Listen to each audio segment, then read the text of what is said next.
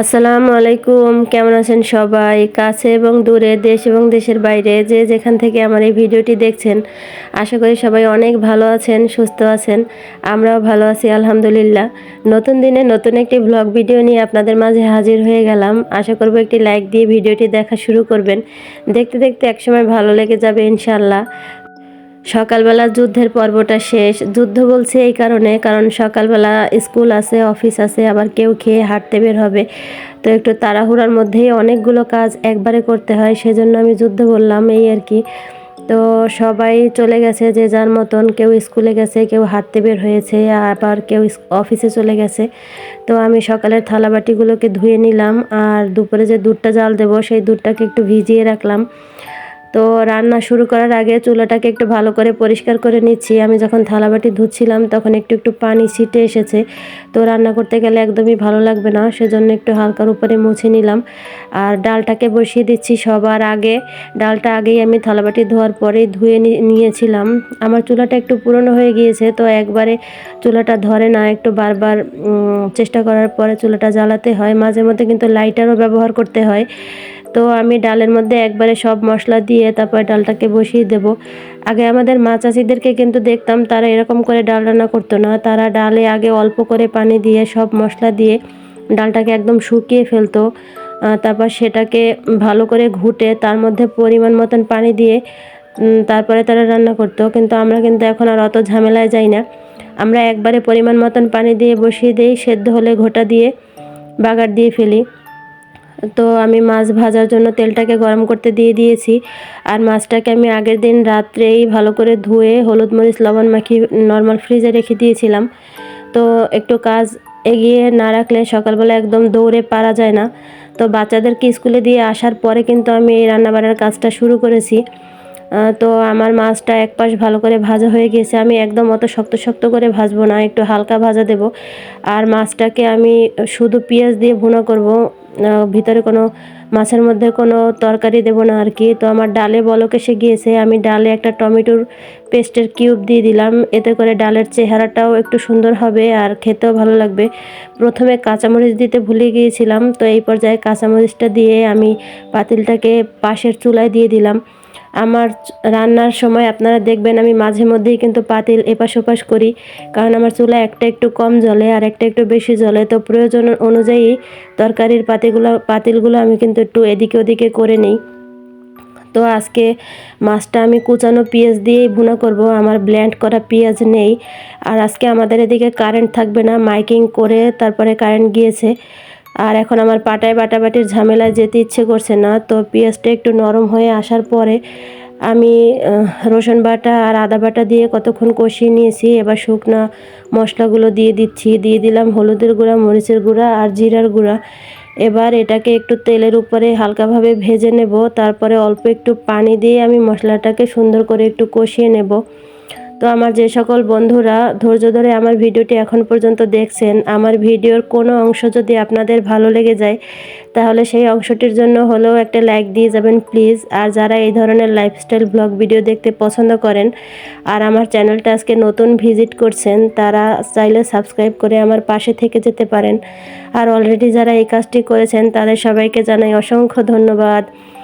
আমি মশলার মধ্যে মাছটাকে একটু কষিয়ে পরিমাণ মতন ঝোলের পানি দিয়ে দিয়েছি। আর এদিকে আমার ডালটা রান্না করা হয়ে গিয়েছে, ডালের মধ্যে বাগারটা দিয়ে দিলাম। ডালটার কালার কিন্তু অনেক সুন্দর এসেছে। আর এখন আমি একবারে একটা ডেক্সির মধ্যে ডালটাকে ঢেলে নিয়ে একেবারে টেবিলে নিয়ে রেখে দেব। ঘরের মধ্যে আজকে একটু অন্ধকার অন্ধকারই দেখা যাচ্ছে, ওই যে আগেই বলেছি আজকে কারেন্ট থাকবে না। তো আইপিএস চলছে, শুধু যেই লাইটটা প্রয়োজন সেটাই জ্বালাচ্ছি, বাকিগুলো আর জ্বালাচ্ছি না। তো আমি শাক ভাজি করব, সেজন্য আমি কাঁচামরিচ শুকনো মরিচ দুটোই নিয়েছি।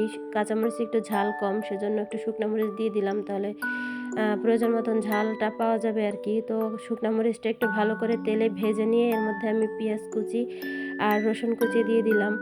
তো এগুলো একটু নরম হয়ে এলে এর মধ্যে আমি কাঁচামরিচ কুচিটাও দিয়ে দেব, আর একটু ভালো করে ভেজে তারপরে এর মধ্যে শাকটাকে দিয়ে ভাজি করে নেব।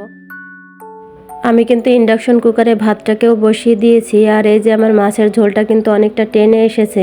তো শেষের দিকে আমি কিছু কাঁচামরিচ দিয়ে দিলাম, আস্ত কাঁচামরিচ, এতে করে একটা সুঘ্রাণ ছড়াবে। আর কিছু ধনিয়া পাতা আমি একদম কুচি কুচি করে দিয়ে দিলাম। তো মাছটাকে কিন্তু আমি একদম শুকনো শুকনো করব না, একটু হালকা হালকা ঝোল ঝোল রাখবো। তো এরকমও খেতে ভালো লাগে, আবার একদম শুকনো শুকনো করে খেতেও কিন্তু ভালো লাগে। আর শোল মাছ আলু দিয়ে নতুন আলুর সাথে ঝোল রান্না করে খেলেও অনেকটা ভালো লাগে, ফুলকপির সাথে দিয়ে খেলেও অনেকটা ভালো লাগে। যাই হোক, আজকে আমি শুধু একটু ভেজা ভেজা করেই ভুনা করব। আর যেহেতু শীতকাল, সব দরজা জানলা খোলা যায় না, একদম ঠান্ডা বাইরে। তো যেটুকু প্রয়োজন সেটুকু সকালবেলা খুলে দিয়েছিলাম। আর আমার মেয়ের রুমের জানালা, তারপরে থাইয়ের পর্দা এখন আমি একটু দুপুরের দিকে খুলে দিচ্ছি। তো আমাকে যিনি কাজে সাহায্য করেন তার কাজেও আমি কিছু সাহায্য করি। যেমন সে একটু পরে এসে পড়বেন, তো উনি ঘর মোছার সময় এই চেয়ারগুলো সব ছড়ানো ছিটানো থাকলে ওনাকে সরিয়ে সরিয়ে মুছতে হবেন। তো উনি আসার আগে আমি একদম সবগুলো চেয়ার একসাথে করে দিলাম, যাতে ওনার কাজটা একটু সুবিধে হয়। আর আমার সমস্ত ঘরে আলো হলেও রান্নাঘরটা কিন্তু একটু অন্ধকারই। তো এখন যেহেতু কারেন্টটা চলে গেছে, আইপিএসটাও ইতিমধ্যে বন্ধ হয়ে গেছে, তো আমাকে অন্ধকারেই রান্নাটা করতে হয়েছে। তো রান্না চুলায় চাপানো আছে। আমি একটু মেয়ের রুমে আসলাম দেখতে যে এখানে আমাকে কোনো কাজ করতে হবে কি না। তো দেখলাম আমার মেয়ে একটা বাতিল পানির পটে আর কি সুন্দর করে কালার দিয়ে ডিজাইন করেছে। জিনিসটা অনেক ভালো লাগছিল দেখতে। আমি আবার একটু ধরে ধরে দেখছিলাম। আর এই যে দেখেন, আমার মেয়ের জন্য টেস্ট পেপার আনা হয়েছে। তো এখানে ওর 12টা সাবজেক্টের মধ্যে 11টা সাবজেক্টের টেস্ট পেপার এখানে আছে। তো আমি দেখছিলাম 2004 আর 2025-এর টেস্ট পেপারের মধ্যে কত পার্থক্য। আমি 2004 সালে মেট্রিক পরীক্ষা দিয়েছি। তো যখন আমি এসএসসি পরীক্ষা দিয়েছি তখন আমার টেস্ট পেপারের সাইজ ছিল এরকম, এই যে 4টা বই মিলিয়ে যতটুকু হয়েছে ততটুকু। আর এখন সব সাবজেক্টের জন্য আলাদা আলাদা টেস্ট পেপার করেছে। আর সেটা কতগুলো, এখানে কিন্তু সবগুলো নেই। আমার মেয়ে স্কুলে গেছে, যাওয়ার সময় কিছু স্কুলে নিয়ে গেছে। আর এখানে কিন্তু সব বই দুইটা দুইটা করে আছে, মানে একটা হচ্ছে প্রশ্নপত্র আর একটা হচ্ছে উত্তরপত্র। আমি সব দিকটাই একটু ঘুরে দেখছিলাম, দেখলাম বারান্দার মধ্যে ওই যে কালারফুল পাথরগুলো দারাজ থেকে নিয়েছিল সেগুলো এখনও শুকাতে দেওয়া আছে। ওই যে আমি বলেছিলাম রং উঠবে, সে আমাকে প্রমাণ দিয়েছে ধুয়ে যে না, রং উঠবে না। তো আসলে কিন্তু কালারগুলো অনেক সুন্দর। আর ওর বারান্দাতে বেশ কিছু গাছও আছে, দেখতে কিন্তু ভালোই লাগে। আর ওর বারান্দাতে আমারও একটা গাছ আছে, সেটা তো আপনারা জানেন যে আমার পছন্দের নয়নতারা গাছ। তো আমি আবার পাথরগুলোকে একটু ঘুরে ঘুরে দেখছিলাম। আজকের আবহাওয়াটা কিন্তু অনেক সুন্দর, বাইরে একদম অনেক বেশি রোদও নেই, আবার হালকা হালকা মেঘলা মেঘলা ভাব। তো এরকম দিনে কিন্তু ভালোই লাগে। বিকালের দিকে কি নাস্তা বানাবো অনেকক্ষণ ভাবার পরে চিন্তা করলাম তাহলে চাল ভাজার নাড়ু তৈরি করি। তো সেজন্য আমি কিছুটা চাল একদম সুন্দর করে ভেজে নিয়েছি, আর সাথে কিছু সাদা তিলও সুন্দর করে ভেজে নিয়েছি। তো এখন এই চালগুলোকে আমি ব্লেন্ডারে একদম সুন্দর করে গুঁড়ো করে নিয়েছি, এই যে একদম পাউডার করে নিয়েছি। এখনকার দিনে কাজ কত সহজ হয়ে গেছে, একদম 1 মিনিটের মধ্যে এতগুলো চাল ভাজা গুঁড়া হয়ে গিয়েছে। আর আগের দিনে এগুলোকে পাটায় বাটতে কত সময় লাগতো। আর এই যে আমার ব্যর্থতার অংশ, আমি গত ভিডিওতে বলেছিলাম যে আমি সোনপাপড়ি বানাতে গিয়ে ব্যর্থ হয়েছি। এই যে সেই চিনির কটকটিগুলো, এগুলোকে আমি এখন একটা কড়াইতে দিয়ে এর মধ্যে একটু পানি দিয়ে জাল দিয়ে এগুলোকে গলিয়ে নেব। এখানে 1 কাপ চিনির কটকটি আছে, এতগুলো তো চিনি তো আর ফেলে দেওয়া যাবে না। তো আমি এই চিনির মধ্যে কিন্তু অল্প করে খেজুরের যে ঝোলা গুড়টা আছে সেটাও কিন্তু অল্প করে দিয়ে দিয়েছি। কিছুক্ষণ জাল দেওয়ার পরে এখন আমি চাল ভাজার গুঁড়োগুলোকে এই গুড়ের মিশ্রণের মধ্যে দিয়ে দিলাম। এখন এটাকে এই গুড়ের মিশ্রণের মধ্যে কিছুক্ষণ ভেজে নাড়ুর ডো তৈরি করে নেব। আর এর মধ্যে আমি ভেজে রাখা তিলগুলো দিয়ে দিলাম। এই তিলটা অপশনাল, দিলেও হবে না দিলেও হবে। আমার ঘরে ছিল, আমি একদম খরচ করতেই পারছিলাম না, তো সে খরচ করার জন্য দিয়ে দিলাম, না দিলে সমস্যা নেই। আর এই পর্যায়ে ভাজার সময় আমার মনে হচ্ছিল যে এটা একদম শক্তই হয়ে যাবে। তো শক্ত হয়ে গেলে ঘরে মুরব্বি যে আছে উনি আবার খেতে পারবে না, সেজন্য আমি এটার মধ্যে একটু পানি দিয়ে এটাকে ভালো করে ভেজে নিয়েছি। আর এই যে দেখেন নাড়ুর ফাইনাল লুক, নাড়ুর শেপগুলো আমি একা একা দিয়েছি, তো আমার একদম ধৈর্যগুলো ছিল না, আমি একটু বড় বড় করে বানিয়েছি, তো শেপটা অত বেশি ভালো হয়নি, খেতে কিন্তু মাশাআল্লাহ অনেক ভালো হয়েছিল। আর এই যে পেঁপে গাছ ভরা পেঁপে, প্রত্যেকদিন একটা একটা পাকে আর একটা একটা করে কাটি। তো পেঁপেটা কিন্তু অনেক মিষ্টি, আপনাদেরকে খাওয়াতে পারলে আপনারা বুঝতেন যে কত মিষ্টি। তো ঘরে কলা ছিল আর সাথে পাউরুটি দিয়ে, পেঁপে কেটে দিয়ে আর আমি যে নাড়ু বানিয়েছিলাম এগুলোকে দিয়েই আজকে সন্ধ্যার নাস্তাটা করে নিয়েছে সবাই। আর এই যে রাতের দিকে বাজার থেকে কিছু সবজি আনা হয়েছে। তো এখানে কিছু শাক আনা হয়েছে, শাকটাকে আমি একটা শ্রেণীর মধ্যে ঢেলে নিলাম, এগুলোকে বেছে রাখবো। শালগম আনা হয়েছে, এই শীতের তরকারি সব কিছুই খাওয়া হয়েছে, শালগমটা আজকে প্রথম এনেছে। এই শীতে আর শালগম খাওয়া হয়নি। ছোট্ট একটা মিষ্টি কুমড়া এনেছে, ফুলকপি এনেছে, কাঁচামরিচ, ধনিয়া পাতা, আবার সিমও আনা হয়েছে। তো আমি যেই সবজিগুলোকে বাছাবাছি করতে হবে সেগুলোকে একটা প্লেটের মধ্যে রাখলাম, আর যেগুলো আর বাছাবাছি করব না সেগুলোকে একটা আলাদা প্লেটের মধ্যে রেখে দিলাম ফ্রিজে রাখার জন্য। আর এখানে বিনে দেওয়ার জন্য কিছু পলিথিন আনা হয়েছে, বিনের সাইজ অনুযায়ী।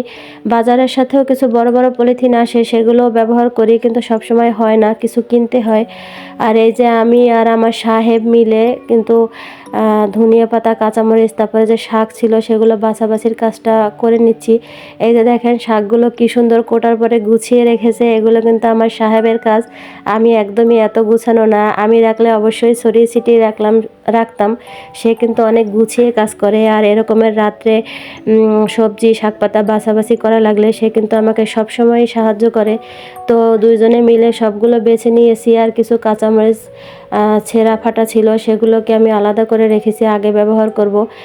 আর এখানে আনা হয়েছে পানের সাথে একটা দুর্ঘটনা ঘটেছে, পানগুলো আর সবজিগুলো সব একসাথেই আনা হয়েছে। তো পানের ব্যাগটা বাইক থেকে পড়ে গিয়েছিল, আর সেই ব্যাগটার উপর থেকে মনে হয় দুই একটা গাড়ি গিয়েছে। তো যাওয়ার পরেও সে ব্যাগটাকে কিন্তু কুড়িয়ে নিয়ে এসেছে। আমি দেখছিলাম যে পানের অবস্থা একদমই খারাপ। তো ঘরে যেহেতু পান নেই, এখান থেকেই আমি এই যেটুকু ভালো আছে তার মধ্যে দিয়ে কিছু বেছে নিয়ে নেব, আর বাকিটা আমি ফেলে দেব। তো আমি ভালোগুলোকে আলাদা করে সরিয়ে নিলাম, আর যে একদমই যেগুলো ব্যবহার করার উপযুক্ত না সেগুলোকে আমি এখন বিনে ফেলে দেব। তো আজকে সারাদিনের কাজকর্ম মিলিয়ে আমি আমার ভিডিওটি সাজিয়েছিলাম। ভালো লাগলে একটা লাইক দিয়ে দিয়েন। আর আমার আজকের ভিডিওটি এই পর্যন্তই। সবাই ভালো থাকবেন, আমার জন্য দোয়া করবেন। আল্লাহ হাফেজ।